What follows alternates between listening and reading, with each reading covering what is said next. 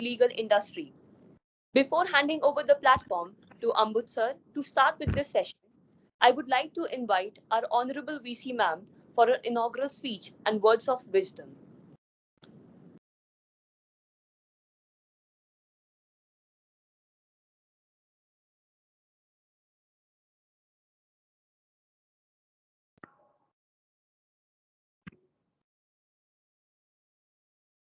Ambuj is there. VC ma'am is there. Just check.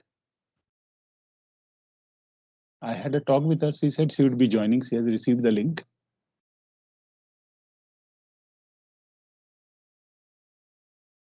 Uh, So I think she's not here for a while, so I would request you to grace the no, beginning of this. you don't. No. I think we should request Ambuj sir to start. And when she joins, she will definitely will ask her to speak All right, for a all few right. minutes. Okay. Okay. So before handing over the platform to Ambud sir, I would also like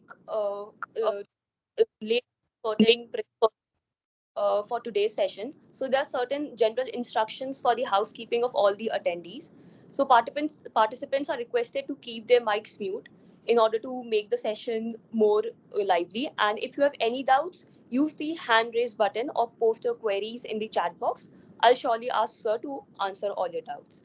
With this, I now request Ambud sir to take over and start the session. Over to you, sir. Thank you so much, Prasidi, for the wonderful introduction which you have given. And thank you, Manoj Mishra, sir. You are here and for organizing this. Uh, all students of CNLU, a very good morning. It's a Sunday. I know I'm spoiling your Sundays, but I think it will be a good session. I'm looking forward for a very, very interactive session right now.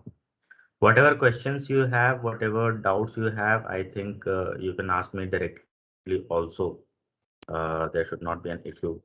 Uh, so I'll just quickly start. And so the first thing is about my journey.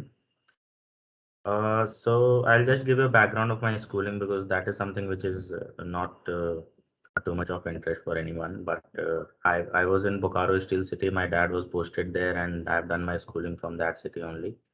Post that, I'll start from the college days. I belong to a very lower middle class family. And for coming to CNLU, and at that time we were the second batch. There were a lot of जी जी issues ma'am. and अच्छा, link click करने से नहीं आ रहा है. हाँ, क्या चीज चाहिए ma'am?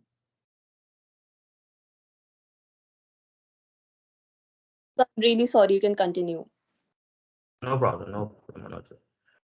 I think if ma'am is joining, then probably we should wait for her.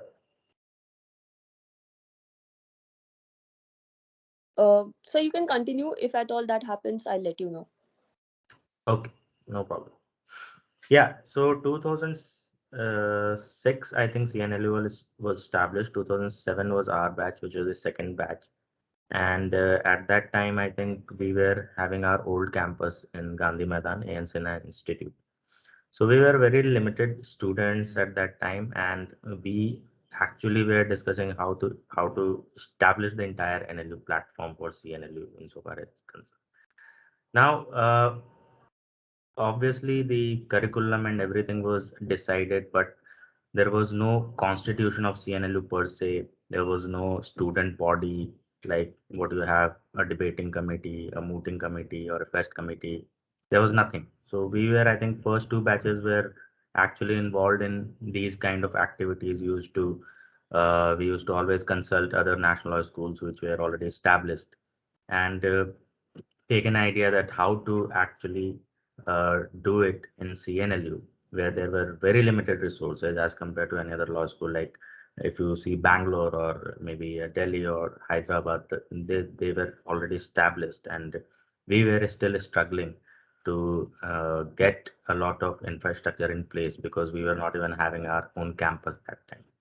But subsequently, yes, we shifted to our campus when I think our batch moved to fourth year, And fourth and final year we spent in our own campus, which you guys are there right now. In between that, I think there were a lot of initiatives which were taken from our batch, and I'll just going to talk about it because these are the kind of initiatives which actually have helped in our career growth. After the graduation, what we do here, how do we work, what is the motivation, how our experience in CNLU itself has helped us to grow further. So that is why it is very necessary and very important to know. Now, as a student, I think in CNLU, I was pretty, you can say, above average kind of student. I was never on the top notch or top three or kind of. Yeah, but there were some law papers where actually I scored the highest and I got some distinction and all. But those were limited papers only in the areas where I was interested, frankly. But overall, I think I was participating in everything, whatever came into picture. I think first year I participated in a moot court, which I was not successful at all. But then second, third year onwards, I was representing university in various one. Somewhere I won also, but those don't matter when you actually start the practice of law. Then I started writing articles also. Uh, my first article got published when I was in sixth semester in criminal law journal, and then it continued for one environmental journal, then one human rights journal. And the third thing was obviously on the debate front. We were participating, haven't even years also. Uh, so I think ma'am is here, so we can I think wait and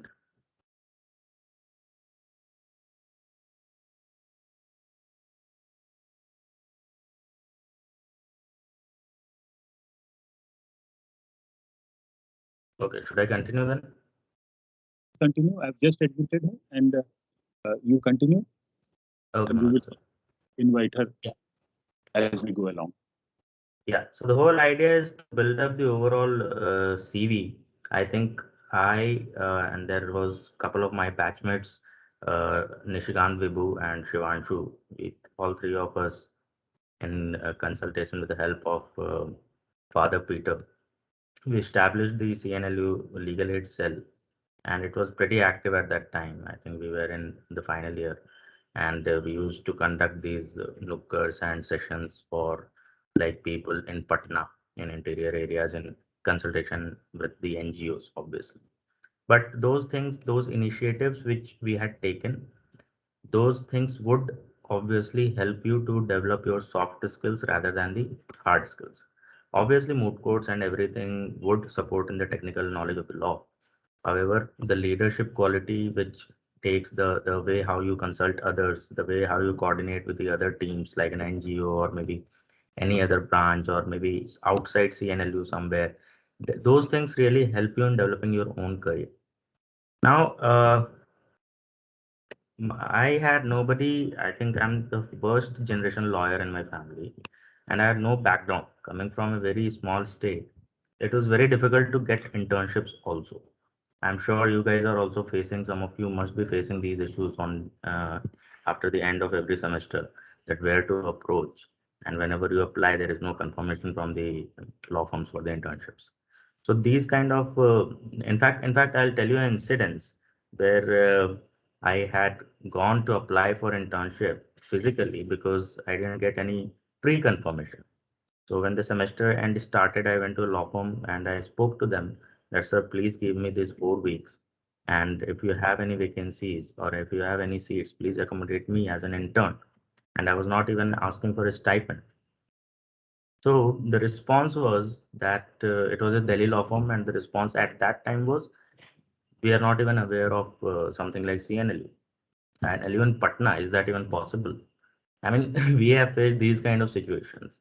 And at that time, we didn't have our own campus. We were not even issued the ID cards. So I could not show them any proof also that there is a CNLU which has established and this is the I card and I am a student of CNLU. So these kind of situations also we faced as like first 2 batches. However, the internships confirmation were very difficult, extremely difficult, and that was the reason probably whenever we used to get any internship, we were taking it very seriously, very actively.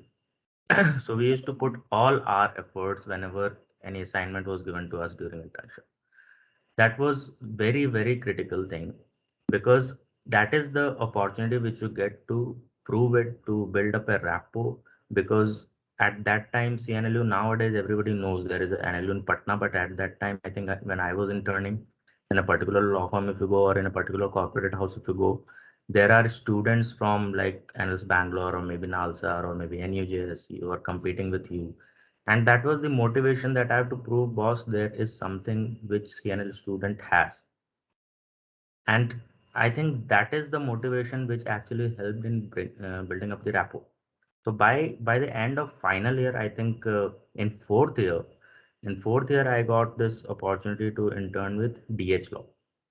Now, DH Law, in fact, at that time, it had a Patna office, Delhi office, Bombay office, obviously the main office, and one Goa office. Now, they refused the internship in the Bombay and Delhi office, which were the full-fledged office, and they agreed to give me internship in a back office, which was a Goa office.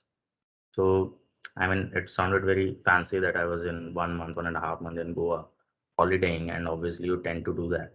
But that was the opportunity which I took it upon myself, and I said, okay, whatever it is, I have to give my 100%. Now, the first assignment. इसमें मेरा video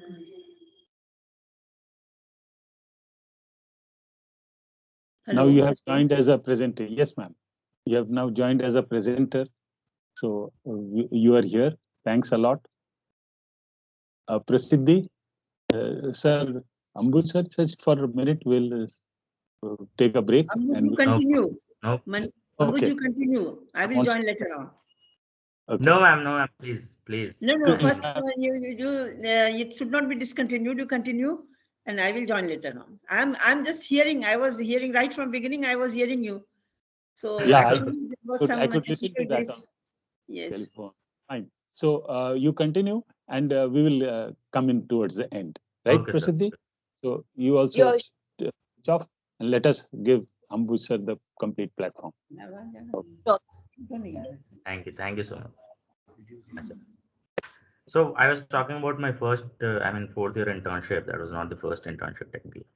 And since it was a internship in the back office, there was a lot of exposure which was not provided. However, I used to get work, and all these law firms tend to they get the BD work done, mostly the booklets kinds of, or a research note kind of things done from an intern.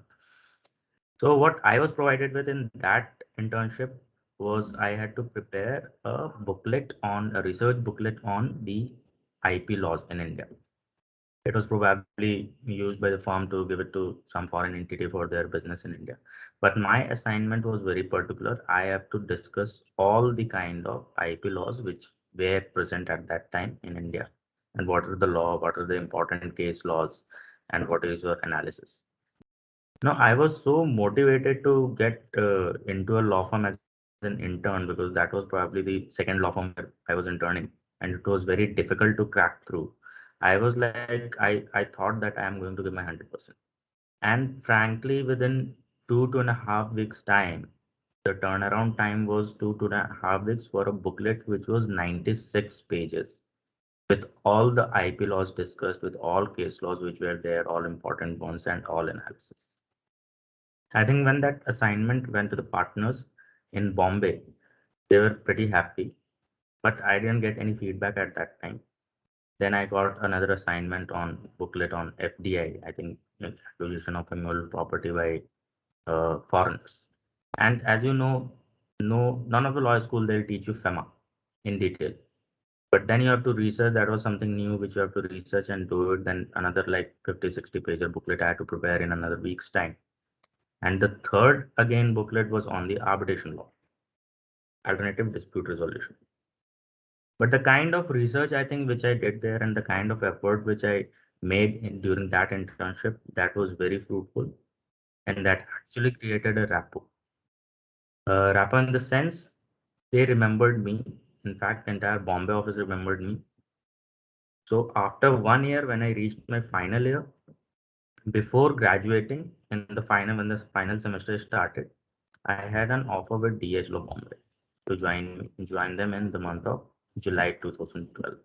Simultaneously, I was interviewed by a couple of law firms in Delhi, smaller ones, boutique law firms. And in fact, boutique law firms promised a more higher package than what DH Law had offered in Bombay. And boutique law firms offered in Delhi was slightly higher than as compared to the Bombay salary. Before that, there were some campus invites, and some companies came to campus where a lot of people appeared. I think some of them were LPOs. One AIR was there, and I think ICICI Bank picked up after that. But somehow I was convinced that it is my career. Although the LPO I think was offering a lot of money at that time as a fresher, but there was something which I had decided that I will practice law. I'll not go to LP or corporate at the beginning because that was a kind of training which I wanted always. So amongst Bombay and Delhi, although Delhi was a high paying thing, I chose Bombay only from the fact that I had no background in law, and if I have to start from the scratch, I would rather start from the most competitive place. That was the decision. Everybody was actually, you know, how a Bihari guy goes to Bombay, and that is something which is objectable for a lot of people in family or maybe friends. However, I went there and it was extremely difficult. First 6 to 8 months were extremely difficult. I mean, this happens, and this will happen to anybody as a fresher if you have a very less salary, and because we were not recruited from the campus directly, like other law schools have those facilities, but we didn't have, and we were not recruited by a tier one firm. So it was all off-campus placement, although it was a PPO kind of thing because I got it during my internship. But at the same time, the money factor was already less. However, I started first 6 8 months were very difficult. I mean, Bombay, you know, real estate is so expensive. I mean, if some of you have interned in Bombay, you'll realize how expensive is a PG and how expensive is a flat to take in Bombay directly. So at that time, I could not afford that. So I think I had spent some 10 to 11 months in one room in Bombay at the start of my career, sharing with 7 other boys. That was a very difficult time, and we had only one washroom to share. But I think after 3 4 months, I was pretty feared and pretty convinced that I have to leave Bombay. This is not the life I ever wanted, and I'll go back to Delhi because there were some opportunity in boutique law firms. There were some companies whom I was approaching already.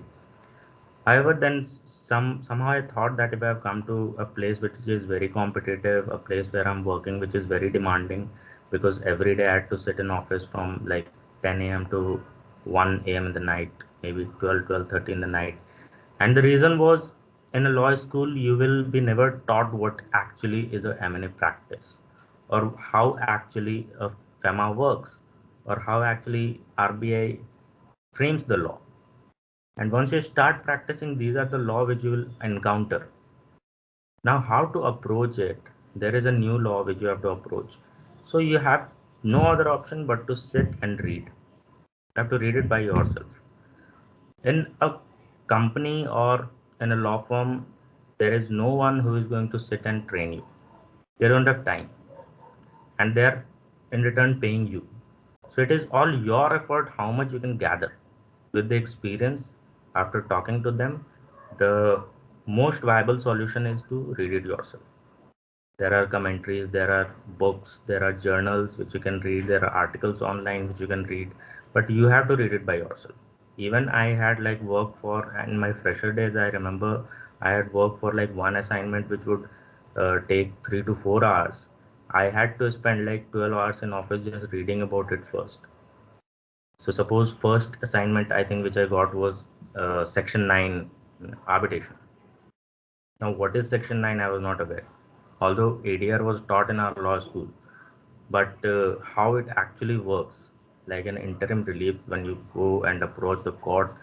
So when I read about section 9, it was so difficult because there are a lot of jurisprudence in section 9 arbitration at that time in 2012 I'm talking about. And simultaneously there were further judgments which changed the entire landscape planned scope of the Arbitration Act in India. However, so these were the difficulties where actually I had to sit for till like 12 midnight, 1 o'clock in the night, and then go back to PG, complete your sleep, then again come back to office. So that kind of effort which is required, and that is something which actually worked in my favor, because whenever the partners used to ask me, "Okay, what is your opinion on this?" I had something to say, which actually was very impressive at my age as a fresher. And everything I used to plan according to my professional front, according to my work. So if I have any personal issues, if I have to make a routine life, or if I have to go even shopping, or if I have to go to a restaurant to eat, everything I used to plan basis the priority was work. So work life balance is something which you will not get in a law firm, that is for sure, initially, especially because initially the expectation is that you are giving 100% to the work which you are taking. The only approach should be, whenever a client comes to you and you believe in the client, that I'm going to represent him. If you think like a lawyer, if you think from whatever you've read in the law, probably that is something which will help the client. But if you think by putting yourself in the shoes of the client, then you will be able to advise the client in a much, much better way. You have to own every case which you are representing, whether it be a corporate deal, whether it be a litigation, whether it be arbitration. You have to own it as if it is your matter, as if it is your baby. If somebody has said that I want compensation from the other party and you have to file arbitration uh, proceedings, then probably you should think that entire damage has happened to me personally. And then when your approach is this, you will be actually able to produce a draft which will have all the claims and all kind of things. Obviously it is subject to law, and it will always be there will be a set format how to draft the prayer and everything. So anyways, so continuing my story of the fresher days when it was very difficult in Bombay. I actually, after 6 months, I thought I am going shifting back to Delhi or maybe Patna. I will practice in Patna High Court and all those things. But then I said, okay, I wanted to do a corporate M&A practice always, and that is something which is available in Bombay market. So maybe I should spend at least 1.5 years in Bombay. If I fail, then I'll go back.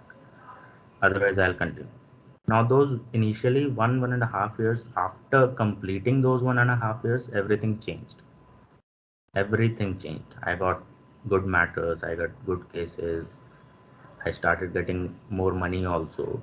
But it is all about how you approach, it is all about how focused you are. Because for one more thing was very clear, whenever you start, you will always get a mentor. Now it depends on your mentor, how your mentor is treating you.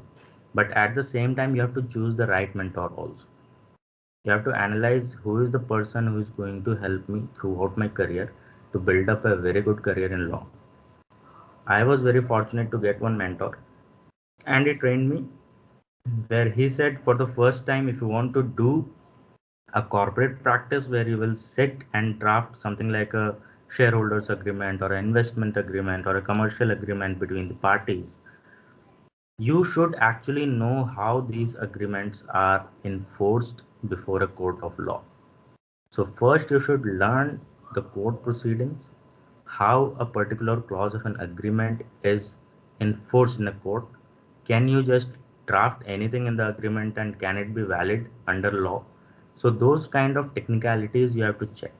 That's why the first assignment for me was, at that time it was company law board, CLB matters, where shareholders dispute were there. Then the second assignment was a arbitration proceeding where I was actually appearing before a panel of three retired Supreme Court judges, including one ex-Chief Justice of India.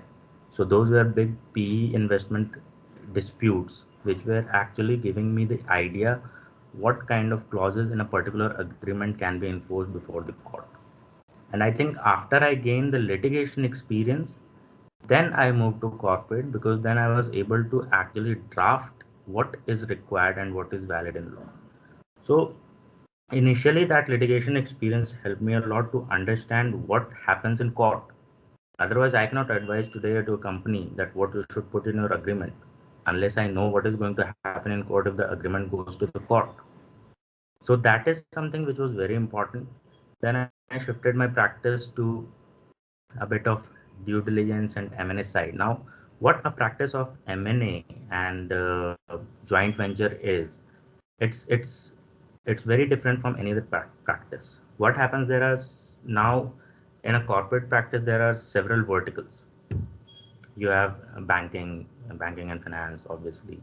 You have debt restructuring, which is part of banking. You have infrastructure, you have projects, and then you have investments like M&A. Then you have venture capitals, PE funding. All these kind of verticals are there in the corporate. Obviously, there is general employment and general corporate and commercial day-to-day agreements, and all these all form part of the corporate practice. However, M&A and JV is something which is not specific to a particular law. When I talk about banking practice, I can locate like 3 to 4 laws which you have to look at, and then the practice can be continued. Same with the project, same with like other verticals of the corporate law. But for M&A and joint venture, I think there is like bundle of laws. It depends on the business of the company. It depends on the two companies are merging, then what are the business of two different companies. You'll have to look at the competition, you have to look at the Companies Act, obviously, contract, IP, employment, real estate, everything constitute a particular deal. Because when a company is buying another company or investing in another company or merging with another company, it will merge along with the assets of the company, the profits of the company, the liabilities of the company. So you have to check everything. What are the assets? Assets would include real estate, real estate being ownership rights, leasehold rights.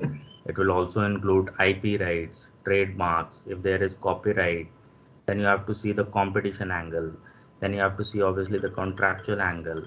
Then obviously it comes into banking and finance. If the companies have taken loan facilities, if they're taken from NBFC, then RBI notifications.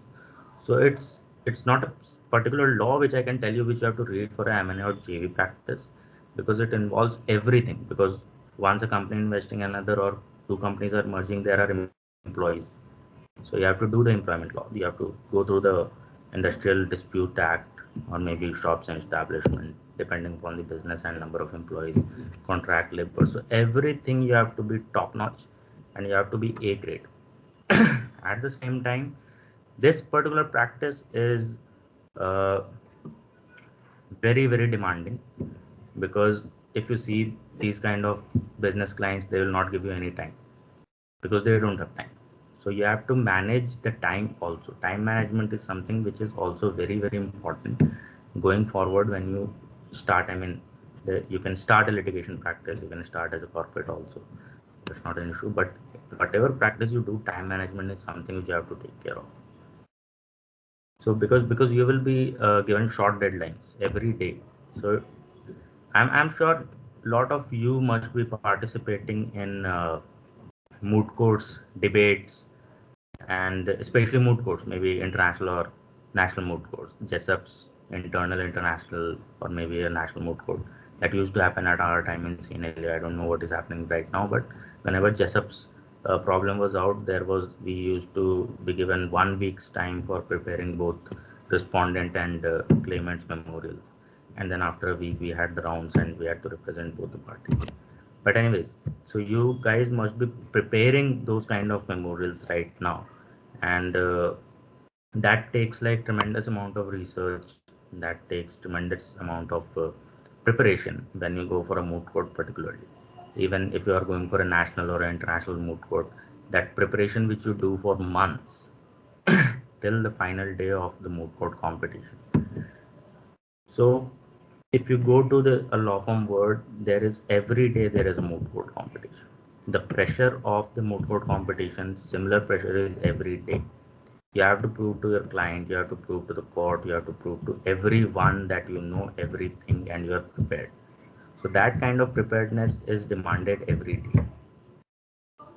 Now, having said that, this is all about what a law firm practice is, whether it be litigation. There are a lot of people who are doing tremendously well, remarkable career in a litigation profile. Absolutely like top-notch work in Supreme Court, High Court, Bombay High Court. Bombay High Court is something which is very, very organized. They are still following the Queen's Bench procedures where you have counsels and you have attorneys and then you have obviously the clients. So those kind of thing is followed in Bombay as well as some part of Calcutta and then England. But I think rest of the high courts, there is still like any lawyer can be counsel as well as the attorney. So those are the conceptual things, but at the end of the day, you have to choose your own options. Now options, if I say, it depends. In our batch, I think everyone, whoever had started uh, as a law student, everyone wanted to work in a law firm, earn good money, which happens with everyone. That's a human tendency. There is a reason why you opt for an LEU. Maybe uh, for looking at the market and you see these lawyers earning a lot of money, and probably then you decide to do law and you enter law school. But let me tell you one thing: money is important for everyone, but at the same time, in my limited experience of 10 years approx, whatever I have seen my colleagues, my peers who actually prioritize money over what actually they want to do in practice, and they have failed tremendously, literally.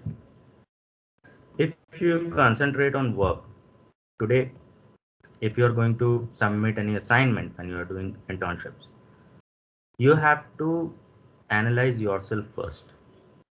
When you are sending that email or document to your senior, at that time, before sending it, just ask yourself one question, that whether this document is perfect or whether I have given my 100% in this document or not, in this particular assignment or not. If you feel there is something which is missing and you can further improve on the document, then you have not given your 100%, and then you cannot send it to your seniors. Because that is the whole idea. Every time you do any work, this should be the approach, whether you have given 100% or not, whether the effort is completely there or not. You have to ask yourself and answer that. If it is yes, then you confidently send it out. If it is no, then you have to revise it, improve it, because that is the approach which everybody looks in the market. Anywhere you go, whether you go for a litigation, whether you go for a corporate job, whatever it is. I'm not saying which profile is better, because people are doing tremendously well in every profile wherever they're going. There are people who decided that they will enter the academics, so they went for masters, then PhD. They are professors at good law schools, which is also a very, very flourishing career. There are people who went for government jobs. There are people who went for judiciary. There are people who went for like district court practice, which is very important if you want to do litigation. There are people who directly went to the corporate field, but they are facing some difficulty in understanding the law. But at the same time, with the seniors and with the team, you tend to learn it and then you grow in that particular area. There are people who are doing social services. Pro bono works are very important. Today, in a corporate firm also, we have to undertake a lot of pro bono works, because you have to give back to the society at some point of time whenever you are learning. Uh, so all these factors you have to consider. First year, second year, third year, probably after third year or fourth year, you will be more clear if you have done your internships, and more clear which is the practice area which is of your interest. Or maybe in the final year, sometimes it depends on the opportunities which you get. Unfortunately, right now for the last 2 years approximately, we have this corona situation, which is very, very uncertain. uh, it was very difficult for all the students to get the internship. Even if the internship was allowed virtually, it is very difficult to build up a rapport in a virtual internship, rather as compared to the physical internship, because when you're doing it physically, you're going to office, you're meeting your seniors, you're meeting the partners are looking at you, and there is a chance where you can create a rapport with your work. That's been very difficult in virtual, but unfortunately this is what the situation is. What we are expecting right now is that this will come to an endemic by March or so, and probably then you guys can get the chance. But at the same time, I don't think that law firms have stopped any kind of recruitment. uh, they're still recruiting. Probably there is delay in joining or something. So I would suggest you, all of you, wherever you have interned in a law firm, you should be in touch. If you are interested obviously in a career in a law firm, then you should be in touch with the seniors which you have worked. Keep approaching them. Keep approaching them for second internship, third internship. Also, you should actually try and get internship in different teams. If somebody has worked in a banking team, then probably he can apply for a corporate M&A team to internship, or maybe a arbitration or litigation team for internship. Because unless you work in different verticals, you will not realize which is the area where you are interested particularly. Maybe there is some law which is of your interest. Like back in law school when I was in CNLU, I had a lot of interest in criminal law. I remember I have distinction in IPC as well as Evidence Act. So I was very interested in criminal law, but at the end of the day, I am practicing corporate now.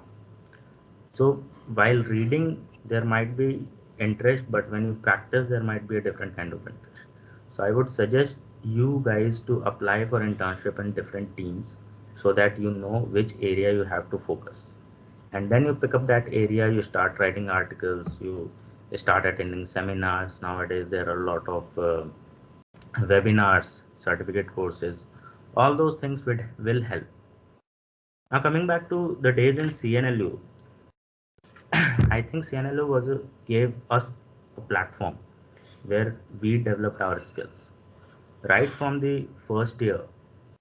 Because of the curriculum which CNLU has, it is very different from other national law schools also.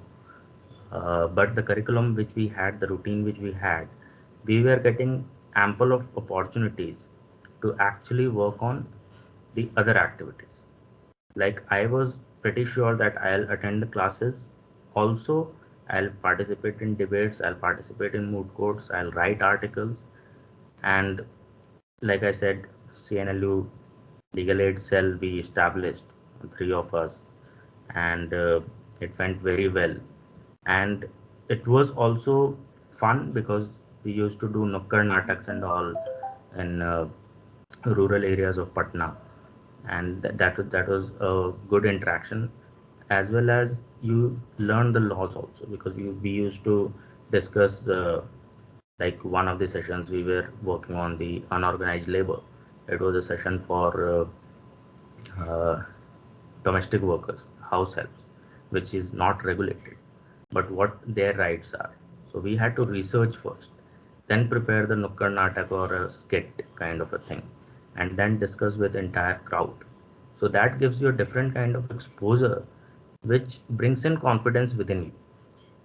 And that confidence is what which you require post your qualification, post graduation. If there is a confidence which is already built in, it will help you to grow further. It's not like the confidence comes in one day. It is developed in the law school. So I would request you to participate in all these activities. These are very important because in all these activities you get a particular platform where you get the opportunity to speak, to interact with a larger number of people.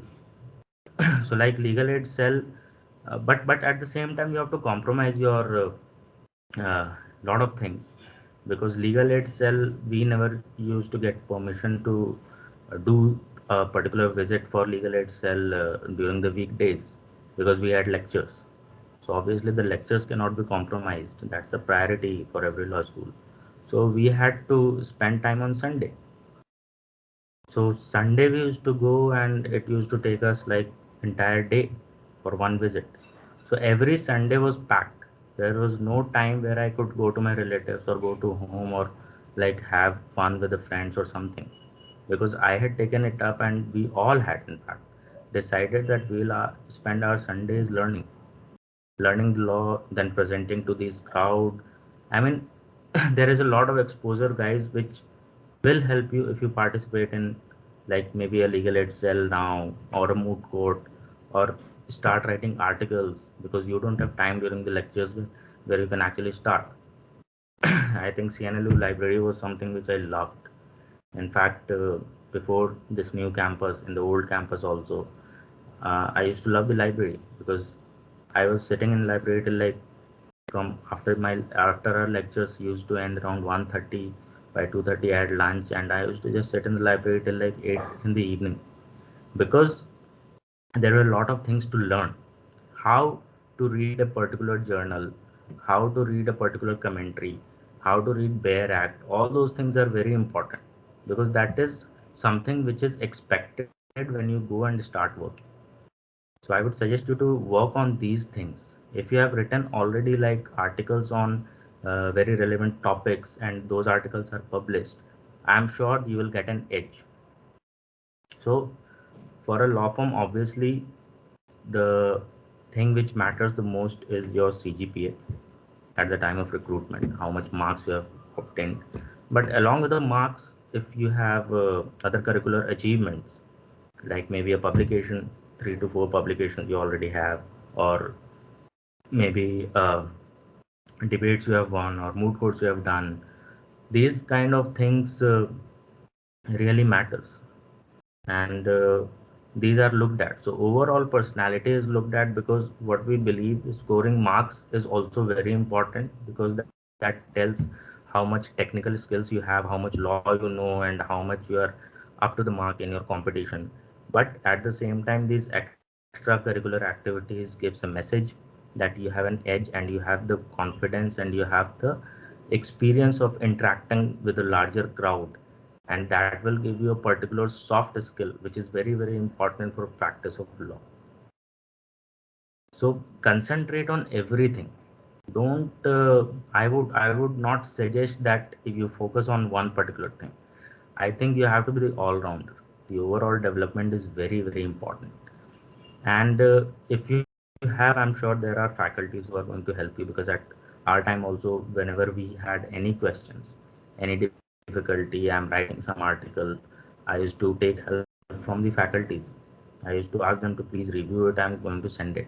And believe me, the first article I wrote was in second semester, which was rejected by the publisher. Third semester again it was rejected. Fourth, fifth, I think sixth semester, that was my 12th or 14th article, which was finally selected by Criminal Law Journal and it got published. So I never failed. In fact, that was there in, I think, first 2 batches of CNLU. Already the motivation was already there not to fail, because we were competing with other established law schools, and we being the first 2 batches, we had uh, lot of challenges in respect of the campus, the infrastructure, and everything. But one thing was there in each and every student of first 2 batches was they never failed. They never used to give up. They like I wrote 13, 14 articles because my before my first one got published. And after that I got some 4 more published before I left the law school. So it depends how much effort you are putting in, how much continuity is there. The consistency is very important. A lot of people start and then they just don't end it. Like projects presentation and all, I don't know how this is happening right now, but at least in our batch there was a lot of competition. There were a lot of papers which were actually we had to present it before the entire class, and there could anybody could ask any question in one of my project topics, and I had to answer it. That was the viva. I think we were so much prepared in everything that it gave us an edge when we went out. And I think today, if you see first 2 batches, I think everyone is doing well. I am fortunate to become a partner in a particular law firm which is established and which is among the top 15 law firms in India. Because I think my approach was very simple. I have to give my 100% at everything whichever comes to my plate, whether it be a corporate work or a litigation or arbitration. I never used to send it to the client or send it to my seniors if I was not happy with my work. I think that is the approach which should be there. And for the last 10 years, I don't remember any negotiations or any discussions with my senior where I had talked about any increment or giving me money. Because I think if you're doing the right work, you're getting the right money. Automatically, you will get it. So I don't see especially at the initial stage, I don't think that salary or money should be the priority, in my opinion, because I think learning is the first priority which you should have. Because as a law student, what the expectation is, when you join as a fresher, I tell this to every fresher and every intern which comes to my office, that in these 5 years of lawyer school, I am, as a professional, I am not expecting you to know what is law. The least expectation is you should know where is law. So where is law is something which you need to know in this 5 years. So tomorrow, if you come to our office and if I ask you to research on a particular thing, you should know which law to look at and where you will find it. Whether it's if it is related to any IP rights, whether you will find it in a copyright act or trademarks or thing, that you should be aware of in these 5 years. I'm not expecting you to tell me what exactly the history of trademark and how the jurisprudence has developed. But yes, you should know if I ask you something, where is the law, which act to look at, which book to look at, which place to look at. So where is the law is very important as compared to what is law, because what is law you will understand only when you start practicing. That is something which is given and nobody knows, because there is a lot of practice, there are a lot of laws which I interacted as a fresher which is never taught in any law school, like FEMA, foreign exchange law, like RBI investment, cross-border mergers. These things are never taught, but you have to learn it. But you should know what is FEMA, what it deals with, what are the provisions it provides. So these kind of things I think everyone should concentrate on. I think if any questions are there, or maybe VC ma'am, if you want to address us for some time, that would be.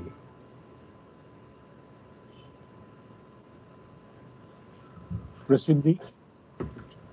Yes, sir. Thank you so much. Now I would like to invite our Honorable VC ma'am to grace the event by the words of wisdom. Over to you, ma'am.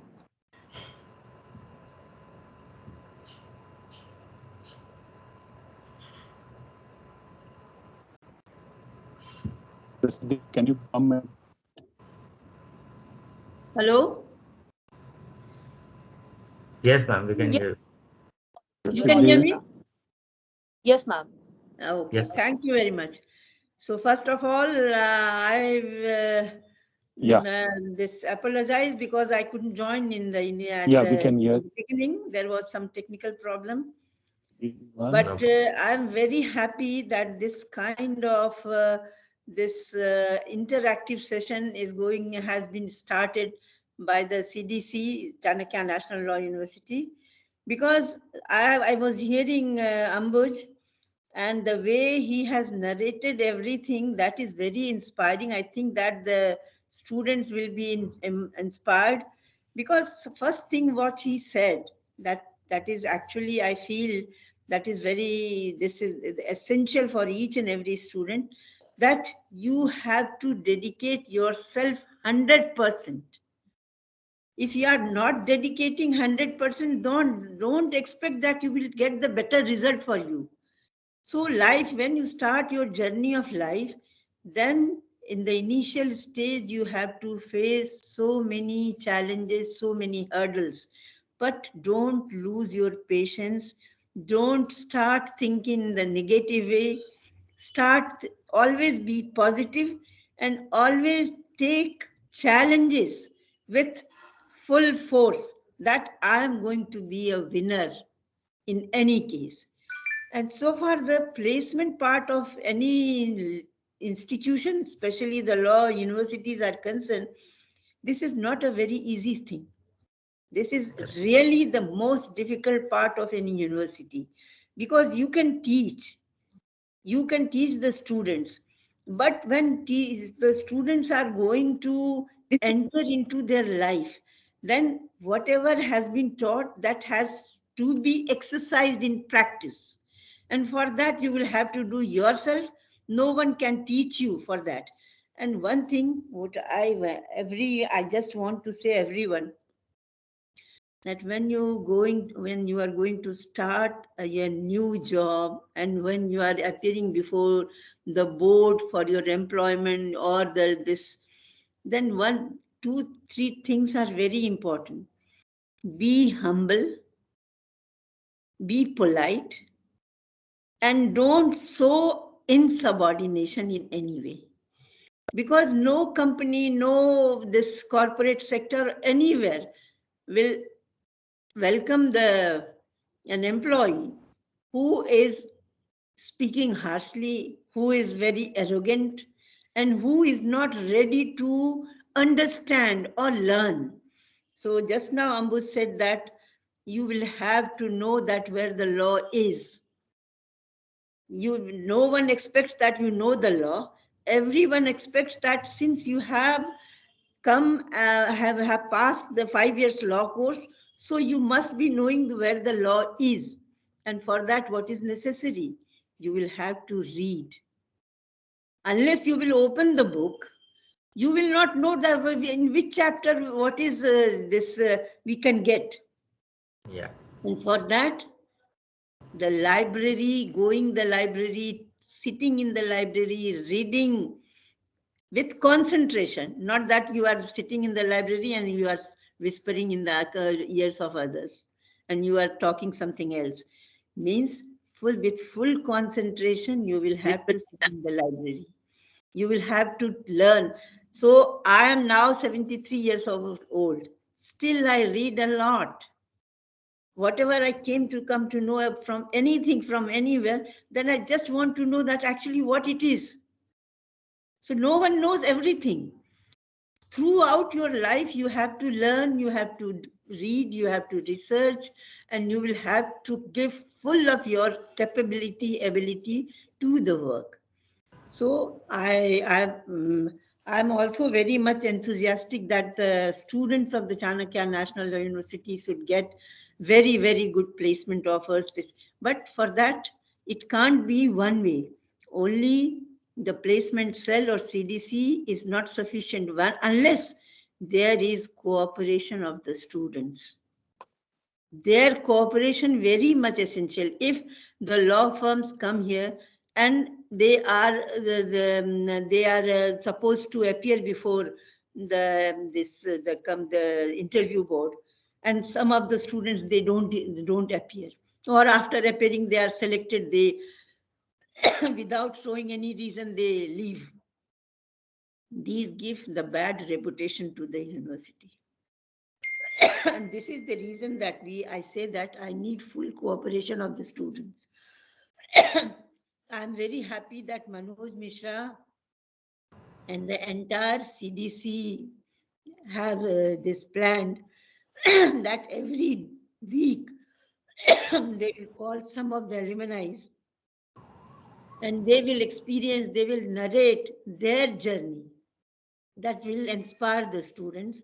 And I request the dear alumni not to forget your alma mater. Never, never, ma'am. Never. And you have to give something from where you have taken something, you will have to give something. Just now you have said that you have some social responsibilities. So this is your social and moral responsibility.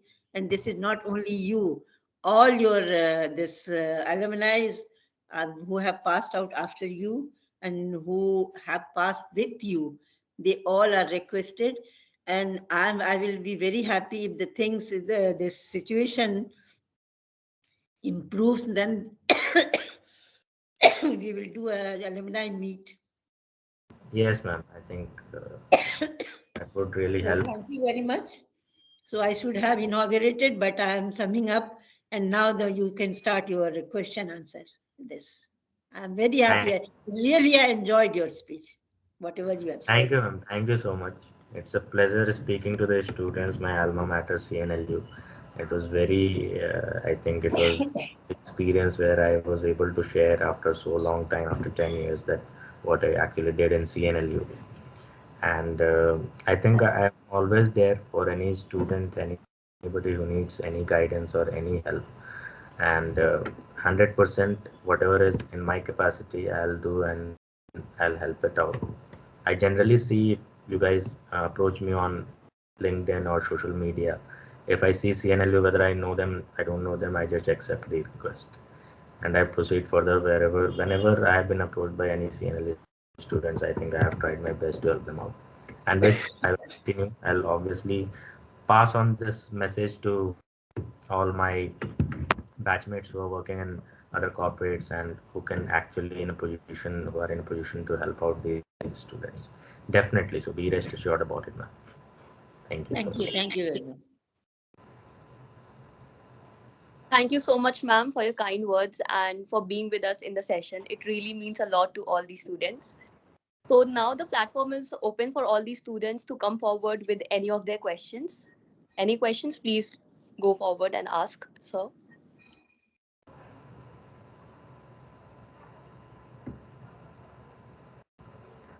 Yes, Rajveer, you can ask your question.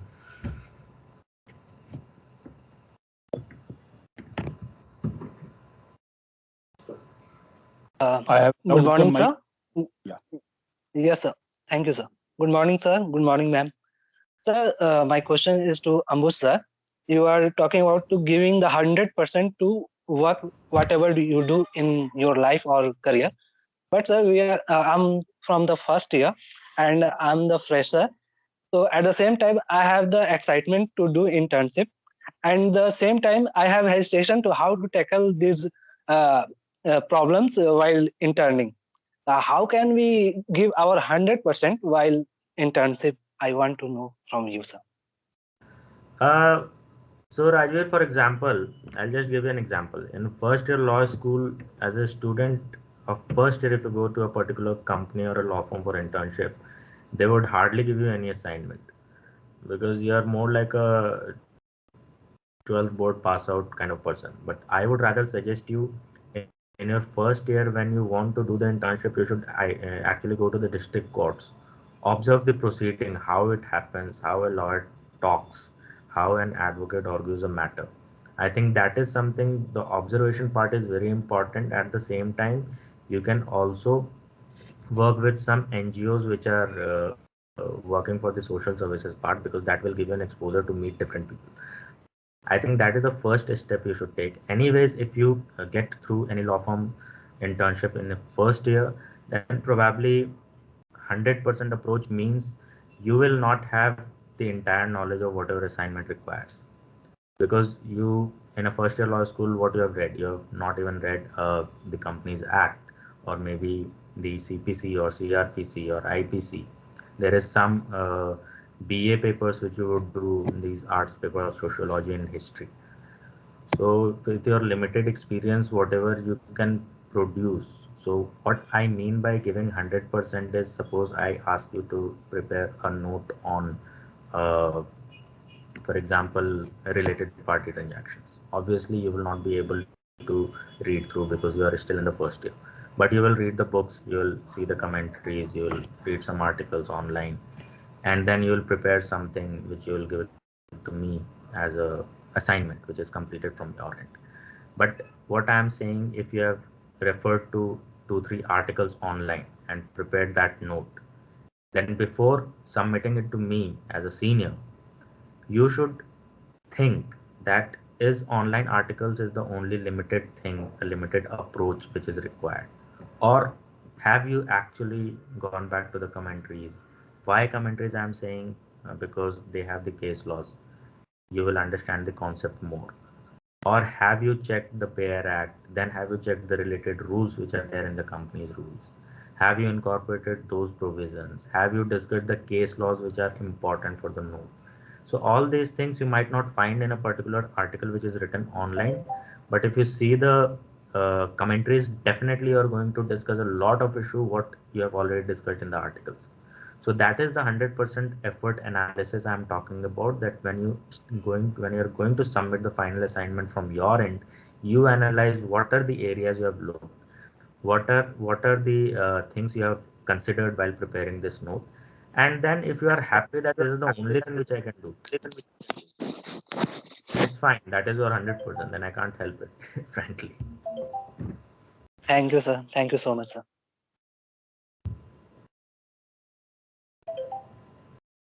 So we also have a question in the chat box by one of the fourth year students. I would read out for you for your Yeah, please. convenience. So it says that if somebody has a CV streamlined in one particular area of law, then how should one explore different areas, since even in internships are given on the basis of the work in the past practice areas? So how exactly should one diversify in the later years of college? Yeah, so I think when if you have worked in a particular team or in a particular practice area for a longer period of time during that, suppose you have like 3-4 internships in a particular sector, then what my suggestion would be, when you get the next opportunities, you would obviously apply to 1, 2, or maybe multiple places for your internship, maybe law firms or corporates. If you are getting opportunity in the same sector area and another firm is offering you the different team, in my opinion, you should explore the different team. Point number one. Point number two would be, even if you don't get and you are getting only in those particular sectors, then what now the law firms especially are practicing for the freshers who are fresh graduates, there is always a pool, the performance pool. In fact, this happens in boutique law firm. Boutique law firms, smaller law firms, it's very easy to shift the practice areas because they have the limited resources. Probably with one lawyer, they are using them for arbitration, they're using them for corporate assignments as well. So it's easier if you get to a smaller law firm because you get different verticals to work on. And then you can analyze which area you should target. In tier one or bigger firms also, for especially for the first year's law graduates, there is a special pool which is created in a lot of law firms where they will use you in that particular area, and if you are then for 3 months, then probably for 3 months they will shift you to another practice area, and 3 months for another practice area. So there will be at least 4 different practice areas which you will be encountering as a fresher, and then probably you have an opportunity to decide. So you also decide what is your interest, and the firm also decides in which area you are doing well. So it's a mix match, and I think there is always an opportunity going forward. There is always.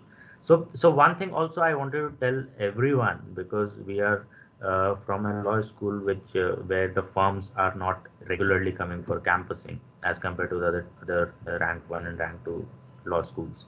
What happens if you get off campusing?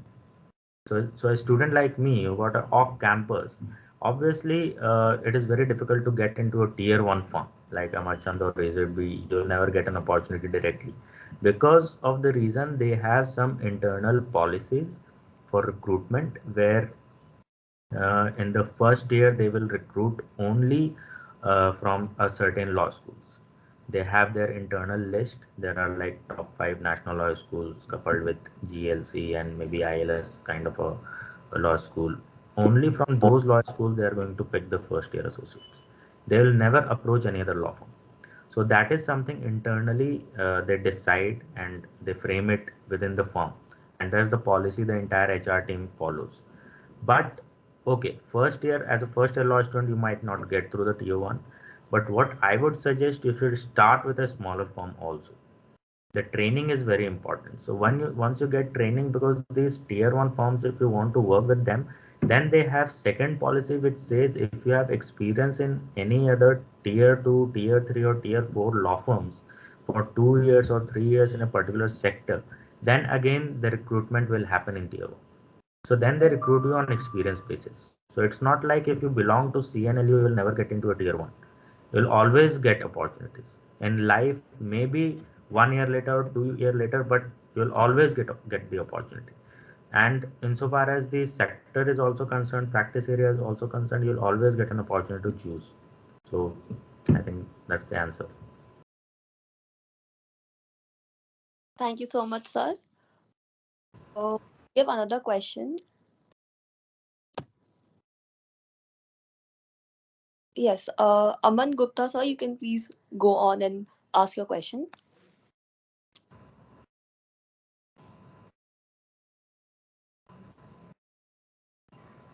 Good morning, sir. First of all, thank you for addressing us by taking time from your busy schedule. Good It afternoon. means, yes, sir. Good afternoon. It means a lot for us. So I'm in my final year right now, and my area of interest lies in the corporate M&A transactions, and I've also done certain internships and publications in this area of. So, like, I just want to ask a specific question that if in near future, if I get interviewed by any of the law firm, by any of their partners, so what should basically I know, and what more should I inculcate in myself that is to like to get to clear this interview? I just want to And ask. that is a very very important question, and I So, should like have one more. told. Yeah, please.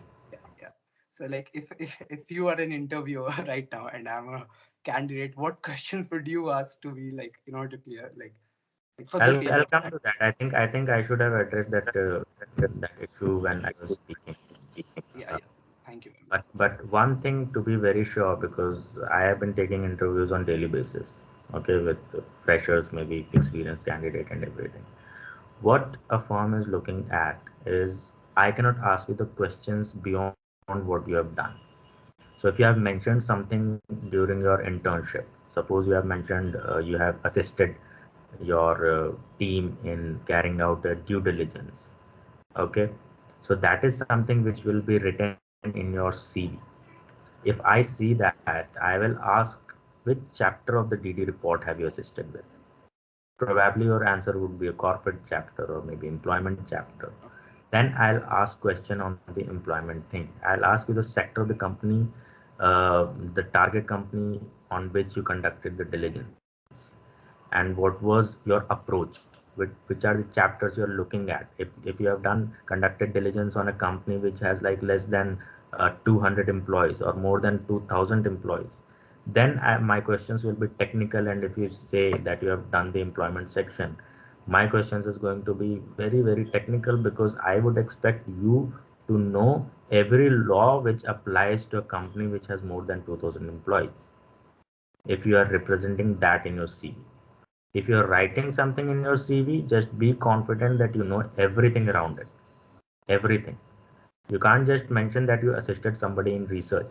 So if you write assisted somebody in research on related party, I'll ask you related party entire history, because you are saying you have done research. Now research is a very broad thing. I'll not say which section deals with RPT or what is the definition of RPT. I'm going to ask you the entire jurisprudence, including the latest case law. So be very particular what you're writing in the series. That is point number one. Point number two is be honest. If I ask you a question, maybe a technical or a legal question, if you don't know the answer, just don't try and bluff or guess. If you don't know, it's fine. You can accept. You say, I don't know, sir, because I have not done this, or I need to revise it. That is more acceptable for the interviewer. If you do a wrong answer, and if I get that you're bluffing and you're guessing and you're showing confidence in something which is wrong, that's the most negative point I can give you. But if you're honest, you say uprightly upfront that I don't have this knowledge because I have not worked on it, or I have never dealt with this area. So but probably if you can give me an opportunity to come back on this, I'll definitely research and come. If this is the answer, I'm happy and I'm impressed. I think these are the two feedbacks I would give you. Just be particular on what you're writing in your CV, and be honest during your interview. Thank you very much. It would help me a lot. So. So we also have two more questions No in our chat. problem. All right. So first one is, should we streamline our practice area right out of the law school, or shall we explore it even after joining in the firm? This is the first one. I think you it depends on the opportunity. It is a question which I think I've already dealt previous in my previous answer, where I said if you go to a smaller firms, obviously you will get opportunity to work on different verticals. If you go to bigger firms, they will try in different teams and try and get work from you. So probably at that time you can decide which area to focus. Otherwise, there have been a lot of examples where people have started with a particular practice, but then subsequently they shifted to another practice. It all depends. See, at the end of the day, it's all law. All the practice areas are law. Now, how confident you, it depends on you how much you can read and implement the law in different practice areas, frankly. There is a particular organized practices which requires very specific kind of experience. To gain that experience, you require to spend a lot of time in that particular practice. So if you spend like 5 years, 6 years, then you are already a lawyer who is practicing that particular area. And then if you want to shift, it becomes slightly difficult because then again you have to start from the scratch. So I think that is a very, very personal decision which you can take while you are doing that. If you have started already 2 years, 3 years in the practice and you find that this is not what I'm looking for something different, it will be difficult to shift also. But if you get an opportunity, it will be difficult for you also to start it from the scratch. But if you're confident, if you're dedicated to it, I'm sure you will do it because there are a lot of examples where people have actually done it. Thank you, sir. So coming to the another question, this fourth year student Mayank says that you have mentioned about building the rapport, and you have also correctly mentioned that in an online mode it is very difficult to interact with the partners and with the associates. So he would like to know the things that we can do while interning in the online mode in order to build that rapport. Yeah, so what happens, I think it's not like if you're doing virtual internship, you're not getting the work. You're always getting the work. But the impression is while you're at home, nobody is looking at you what you're doing right now. Okay. In fact, I'm a partner right now, and there are some interns in my team. I don't even see what they're working on, frankly. I don't even know who are the interns who have joined my team for a particular month because I have to spend a lot of time in my other works. And there are like senior associates and associates team, the entire pool, they look into the internships and all.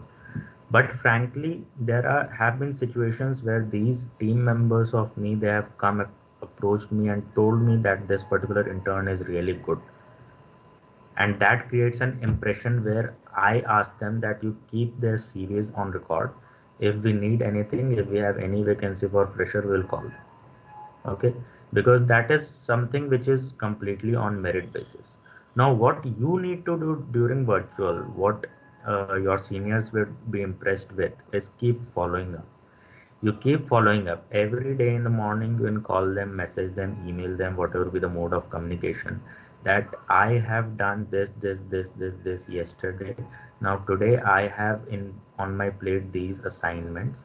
I think I'll be done with the assignments by afternoon. I will be free in the second half.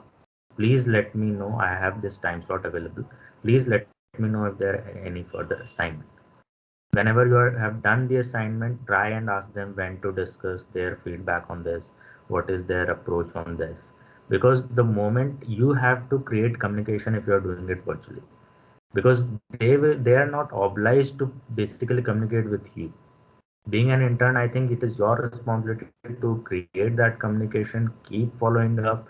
It's best to submit a to-do list at the end of the day to your seniors or associates, whomever you are reporting to. Just write the list of the work you have undertaken, because it gives an impression that okay, he is doing the work or she is doing the work, and this is the work she has already completed during the day while working from home. I think that is something the best you can do, communication and creating the rapport by mentioning the works you are doing today, by mentioning the works you have completed by end of the day. I think uh, that will keep you going, and building the rapport is, I think this is the best possible way while you're virtually working.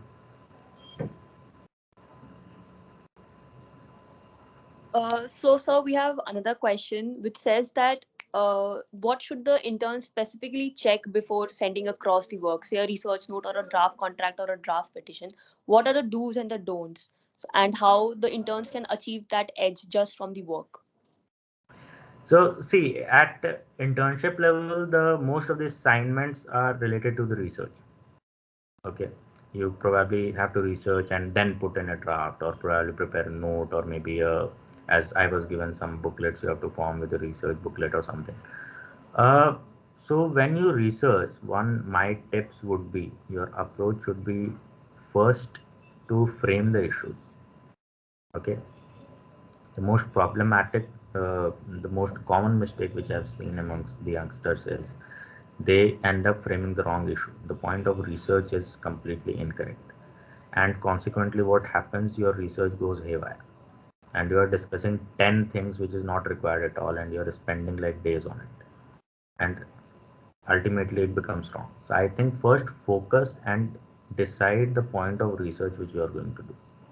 The framing of issues, whether it be litigation or a corporate research, is very, very important. I think once you are able to frame the issue, and if you have any doubt, because what lot of times practically what happens, you are working in a firm as an intern, and probably a senior associate or associate comes to you and he instructs you something which has like 10 wide factors, and you are confused what is the point of research, and then they don't spend time to explain you what is the point of research, because probably they also don't know, because that's what happens. This is the practical scenario. And what I would suggest you take all the factors. Don't put a wider point of research. Try to frame the exact point of research. Go back to your senior and say that, okay, basis the facts which you have explained me, basis the story which you have told me, this is the point of research in my opinion is to be looked at. And if you agree with this, then I'll start the research, because that will save your time, that will save the mistakes you end up doing, and it applies to any drafting, any note which you are preparing or anything. I think that is the feedback and that is the approach you should have. So another fourth year student has asked that what should be the one's way forward while interning or asking for a callback internship or PPO, and what are the things that is looked into while a candidate is given an assessment internship. Correct. So, see, assessment internship are something which probably many of the law firms have stopped during the COVID situation, because you're not physically present. Because one of the factors which at the time of recruitment also what people look at, how presentable you are and how punctual you are. Okay. These kind of parameters can only be judged when you are physically doing the work. So due to various reasons, there is lesser opportunity for assessment internship. However, if you get one, that's the biggest opportunity as a fresher you get. Assessment internship you should take with utmost seriousness, show your consistency, show your diligence in whatever you do. Because the approach is very simple. You are getting a work, you have to give your 100%, you have to submit the work, you have to chase them for the feedback, you have to take the feedback, you have to work on those. If any senior is asking you for any improvement, make sure that you do the improvement overnight and go back and say I have done it, because that is something I think building up the communication is very important while you are doing the assessment, because assessment internship is given in final year, and probably by that time you have already interned like multiple places, and you already have experience as an intern. So what addition you need to do, what you need to do is, apart from the skills which you show, you have to show the communication skills as well, where you are communicating and bridging the gap. Go to your seniors, see them if they are stuck in somewhere, they give you work, you submit your work, ask them for more work, tell them what you need, what you would like to do, tell them that please give me work because this is my assessment, I have to prove something, follow up. So communication is very important, I think, and working on the feedback which you receive is also very, very important. And assessment internship, I think if you get, there is definitely a chance where you have the maximum opportunity to get the job.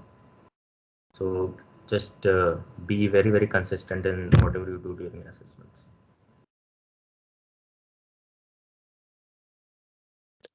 I guess so. There are no more questions. So thank you so much for answering our questions, sir. That's really helpful. I now request Manoj Mishra, sir, the faculty head of our Alumni Association, to offer a vote of thanks.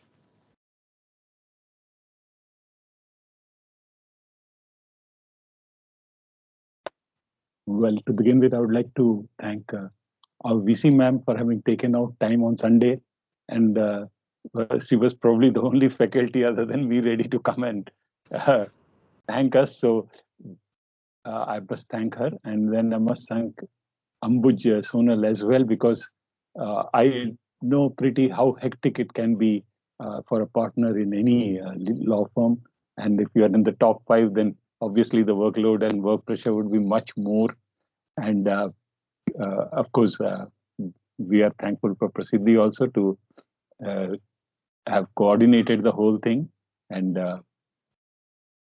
I would like to thank the about 106 students, because that was a surprising factor that they joined and they heard.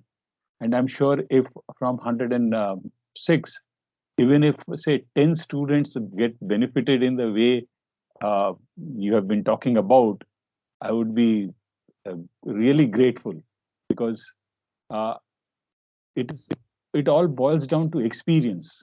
And there can be two kinds of experience: one which you have had firsthand, and that is always a very great thing.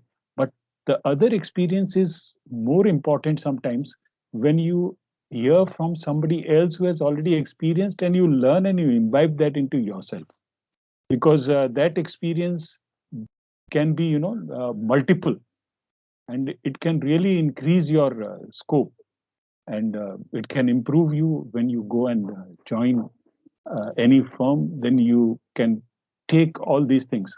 Sometimes the connect is also very important. We as teachers, we have been trying to talk about the importance of punctuality, the importance of honesty, the importance of being uh, uh, diligent.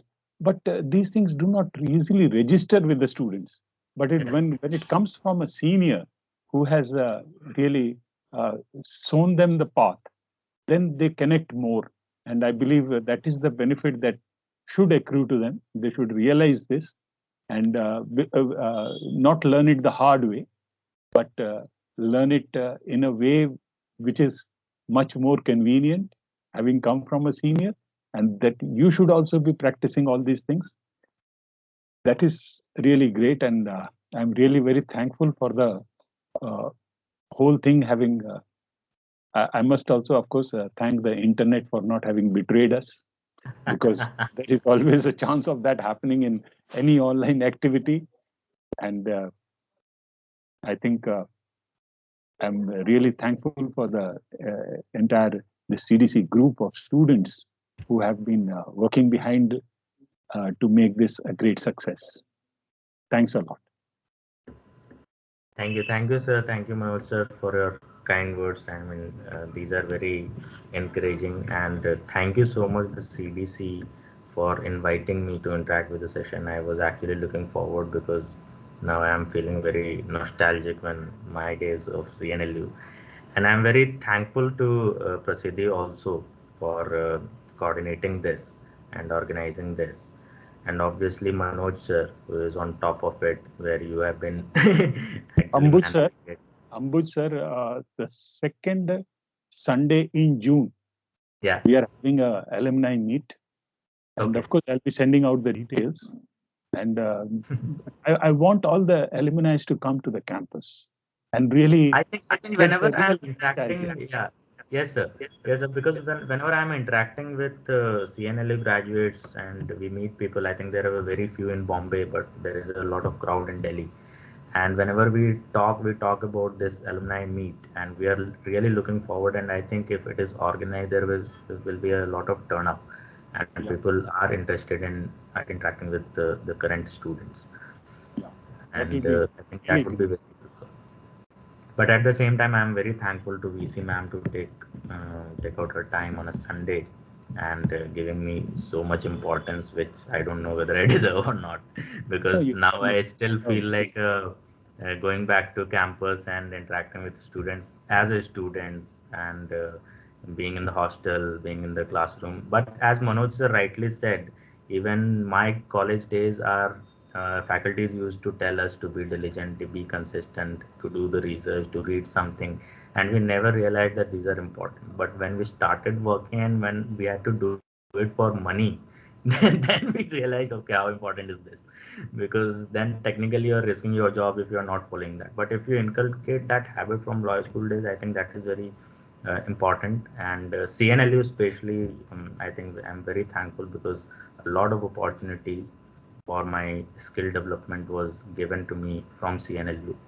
And professionally, I have grown because whatever I have gained during my law school days in the campus, and also personally because I'm married to one of my batchmates. So I think that personal front also we have got.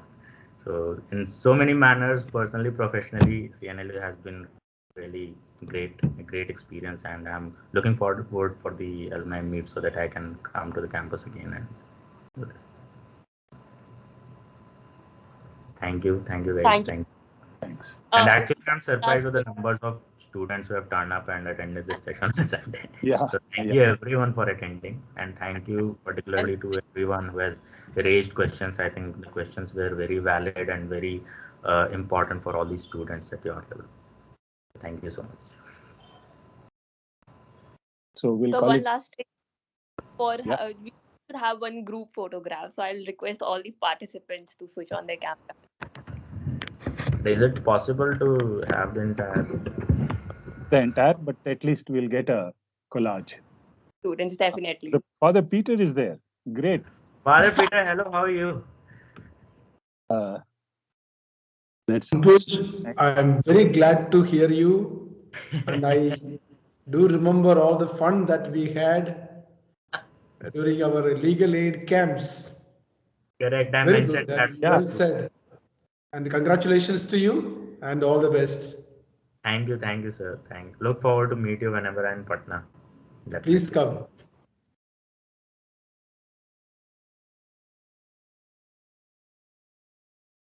Thank you so much, sir. Thank you so much. It has been a really wonderful session, and this brings us So, to the end of the session. And, okay, I I, hope it was helpful for everyone. Everyone, please take care, stay safe. These are the difficult days, but probably we are reaching an endemic soon. So, all the best, everyone, for whatever you do. Thank you so much for inviting me once again. Thank you, Prasidi. Thank you, Manoj sir. Thank you, Father. Thank you so Thanks a lot, sir. So Okay, we'll. bye, everyone. Thank you, sir. have a good health. Nice. Thank you. Bye.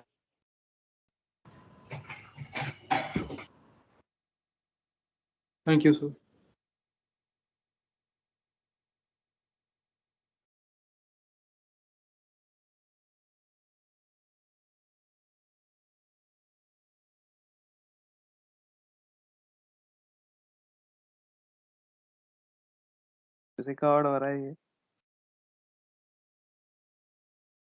Hello, bye.